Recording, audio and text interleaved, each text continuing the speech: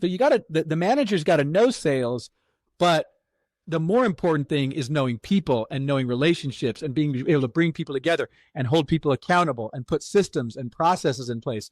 Those are different things than your top dog salesperson is going to like. That top salesperson is going to despise taking the time to lay out process and put systems in place and create rules in your CRM. And that's going to drive the person crazy. They just want to get on the phone and sell.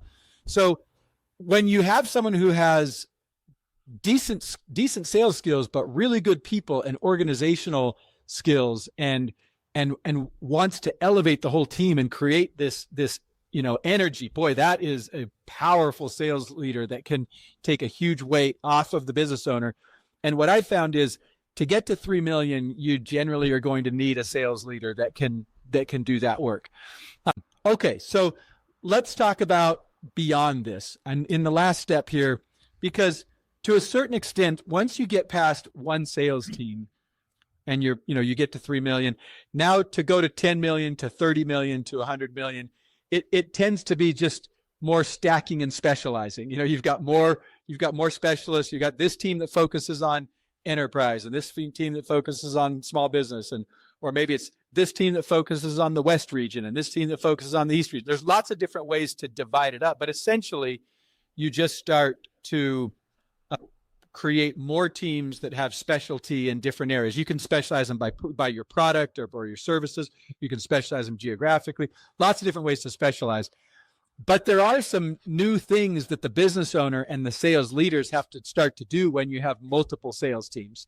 So what would you, and this is important for people that want to get to 10 million, 30 million, 100 million, because you have multiple sales teams. What's your experience there? Especially as a sales trainer, because let's face it, this is where a lot of your craft really comes into play. But what's your experience there on what people do well or where people make mistakes as they're trying to scale up multiple sales teams? I'm gonna answer your question differently than how you asked it. Sure, go for it. And so I don't think I can add a lot of value on that particular question, but I do want to talk about scaling and growing a business. And one of the great ways to do it is with strategic alliances. So I'm going to share a quick story of one of my clients who had a heating and air conditioning business, and he wanted to grow it. And so he decided to go to Home Depot, and he said, "Hey, who does your heating and air conditioning installs?"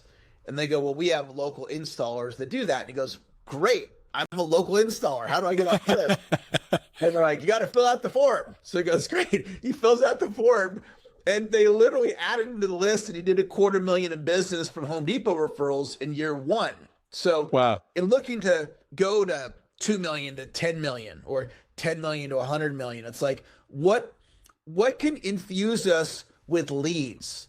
A strategic alliance, marketing. Tony Robbins did it with the infomercial. The thing that made Tony Robbins world famous was that infomercial, was marketing. So looking at different strategies that can infuse you with leads. Maybe it's going international. Maybe it's a product line extension, like what Steve Jobs did with the iPhone. So I don't have a lot of experience with the question that you asked, but as far as growth, I would look for how can we bring in a lot more leads through strategic alliance marketing, paid ads, etc.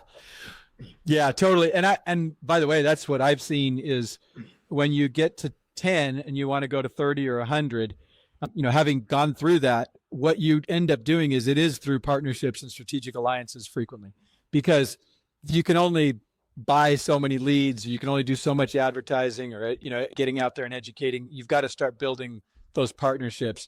And the one you mentioned with Home Depot is a great example. A lot of times what happens though is as you get bigger and bigger as a company, you can command relationships and partnerships with organizations that you just couldn't do when you were smaller. You just weren't ready for it. And so I think one of the things that savvy entrepreneurs do as they're going through going to 10 and then to 30 and then to 100 is they're building out multiple sales teams, but they're doing it through partnerships, channels, opening up the market for them.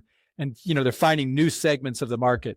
And that's a way that they specialize their teams. I'll see companies that will have a sales team that's specialized just on, one major partner account. You could imagine that Home Depot could turn into a massive arm of business for a large HVAC organization. And you'd have to have the trucks and the teams and all of that to support it. Home Depot is not going to send you that flow if you're not going to be able to handle it well. When you get to a certain level, you can start to take on that. And then you have a team that's actually dedicated to that whole channel.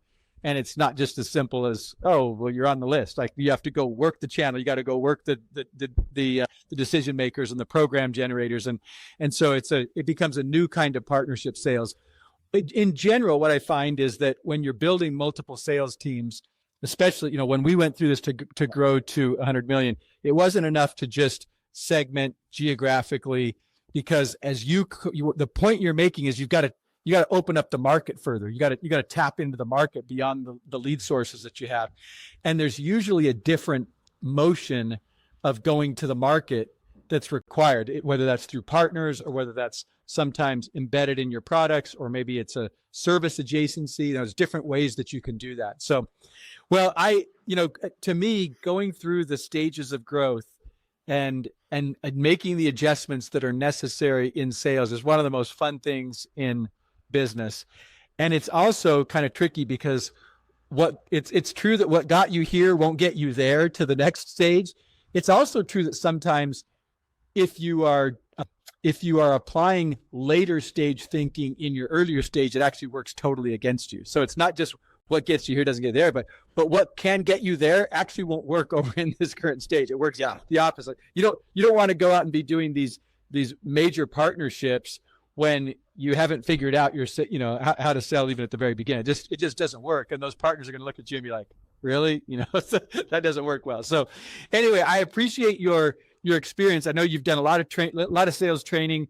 Where can people learn more about you if they want to shorten their learning curve, get through the sales quicker, and improve the growth of their business through sales? Yeah, easiest thing to do, go to saleschampion.com. And when you get there, hit the Start Here button.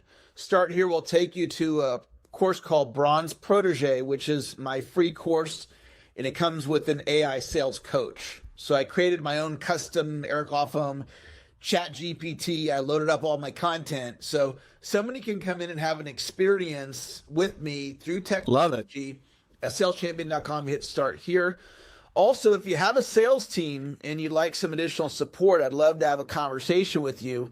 Just reach out on my website or find me on social media, and we could have a complimentary call and just discuss what are some of the challenges that you're facing and see if I have any solutions to help you. Sounds great. Well, Eric, thank you so much for talking through this critical aspect of business, the nobility of sales, as I like to say, and helping people understand what's necessary, especially in those early stages, so that they can get through the stage changes and reach their sales goals. Appreciate you sharing your expertise, 27 years of wisdom and 20 years of our friendship and relationship. Thank you so much for being here. And for everybody else, thank you for joining us on this episode of Conquer the Chaos. Until next time, keep growing. Bye-bye. Thanks so much for listening. Subscribe right here on YouTube or in your favorite podcast app to make sure that you don't miss a single episode of the Conquer the Chaos podcast. And hey, if you like this episode, let's get this out to more entrepreneurs. We all know that it is not easy to grow a great business and a great life. And so let's get this message out to others. Make sure that you hit the like button, that you comment, and that you share it with others so that we can help other entrepreneurs build a great business and a great life as they conquer the chaos. Keep going, keep serving, and keep growing.